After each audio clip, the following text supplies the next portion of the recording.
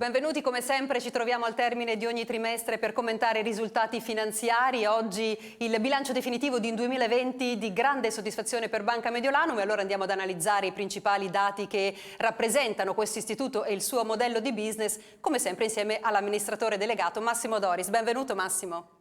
Grazie, un saluto a tutti. Allora, iniziamo dai dati che vanno ad inquadrare quello che è il bilancio di gruppo.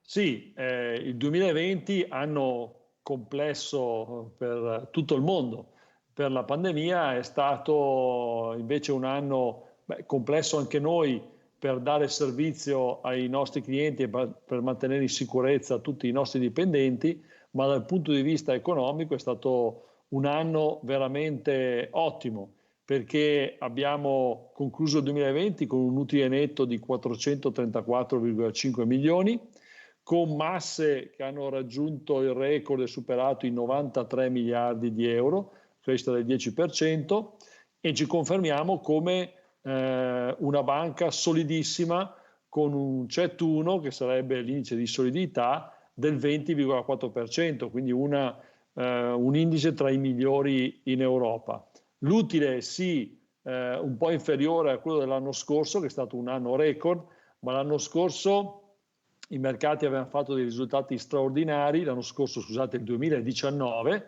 risultati straordinari per cui avevamo avuto commissioni di performance quasi 3 volte quelle del 2020. Per cui questo risultato del 2020 è veramente un risultato eccellente in termini di utile netto.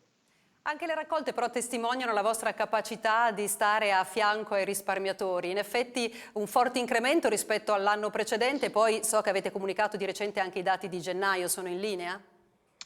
Sì, allora anche in termini di raccolta il 2020 su 2019 è stato un anno eccezionale perché abbiamo fatto 7 miliardi e 7 di raccolta netta totale ed è stato anno record, il miglior anno di sempre in termini di raccolta netta totale. La raccolta netta gestita 4 miliardi e 100, non è il miglior anno di sempre, ma è pur sempre un più 39% rispetto all'anno precedente, al 2019. Erogazione del credito oltre 3 miliardi di euro, di nuovo record storico in termini di erogazioni, e per la raccolta premi di protezione 136 milioni e 6, anche questo miglior anno di sempre in termini di raccolta netta protezione. Poi gennaio è partito molto bene con dei numeri migliori rispetto a gennaio 2020 su raccolta netta gestita, erogazione credito e raccolta premi di protezione. Quindi questo trend di crescita continua anche nel primo mese del 2021. Oltretutto, come dicevi, tutto questo in un anno veramente difficile, l'anno della pandemia. Posso chiederti, visto che siamo in tema di bilanci, qual è stato il vostro impegno all'interno di quest'anno, sia verso l'interno che verso l'esterno?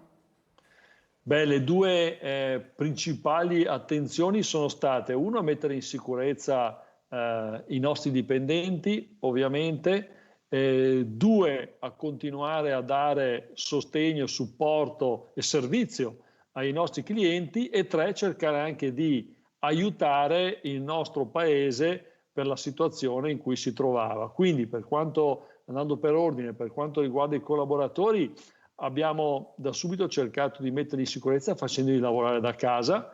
Abbiamo dovuto acquistare più di 2000 fra PC, smartphone, router per avere linee wifi per permettere loro di lavorare da casa in sicurezza, acquistarli e configurarli tutti, quindi un lavoro enorme. Abbiamo anche dato dei compensi a chi era costretto a lavorare in sede perché aveva una tipologia di lavoro che non era possibile fare da casa. Abbiamo in questo frangente comunque assunto oltre 200 persone nell'anno 2020, pur con la pandemia abbiamo continuato ad assumere. Poi per quanto riguarda i clienti, abbiamo sempre lavorato, non è mai mancato il supporto, grazie anche a tutti gli investimenti in tecnologia che avevamo fatto negli anni precedenti. E poi riguardo ad aiutare il nostro paese, abbiamo tra donazioni dirette e raccolte fondi, abbiamo dato più di 2.200.000 euro a una serie di ospedali qui del nord Italia per far fronte ai problemi della pandemia. Quindi penso che abbiamo fatto la nostra parte sicuramente. Sicuramente è stato un anno che ci ha costretti ad imparare ad essere maggiormente flessibili sia in termini di organizzazione come ci hai raccontato, sia anche di apertura al nuovo, cosa che voi avete fatto declinandola anche in una nuova iniziativa che è quella che ormai conosciamo, di Flowy. Possiamo già fare un piccolo bilancio? Sì, Flow è un'iniziativa importantissima lanciata nel 2020, un'iniziativa che vede dare un servizio ai giovani e giovanissimi per l'utilizzo delle loro finanze per pagare.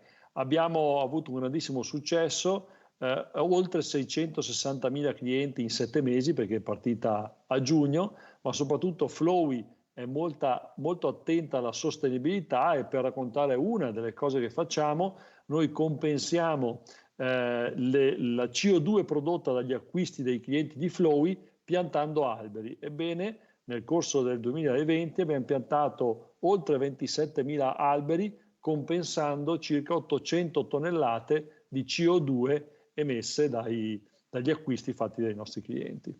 E a questo progetto si unisce anche il conto selfie che avete invece lanciato davvero di recente. State aprendo a un nuovo target, state ampliando il target a cui vi rivolgete?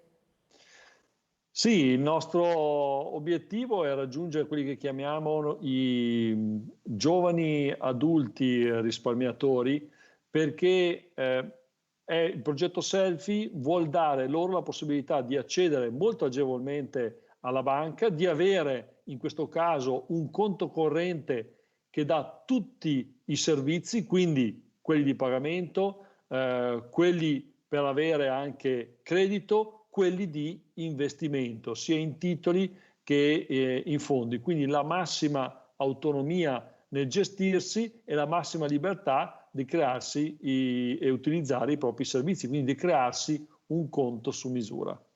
Bene, in chiusura come sempre uno sguardo ancora più avanti al futuro. Avete dimostrato di saper tenere la rotta anche nei momenti difficili. Come vi state organizzando per affrontare questo momento di mercato? Come lo stai leggendo e con quali prospettive? Sembra che proprio che il 2021 abbia delle prospettive decisamente migliori del 2020. I vaccini stanno arrivando, anche se con qualche problema, però ci sono e verranno distribuiti. Abbiamo delle prospettive economiche di crescita, quindi insomma abbiamo di fronte un futuro migliore di quello che poteva essere qualche mese fa. E quindi con questo spirito noi continuiamo nei nostri investimenti e siamo certi di poter portare a casa un 2021 che sarà ancora migliore del 2020. Grazie allora ancora e naturalmente buon lavoro a tutto il vostro gruppo. Grazie mille, un saluto a tutti. E un saluto a voi, noi ci vediamo l'11 di maggio per il prossimo appuntamento. Arrivederci.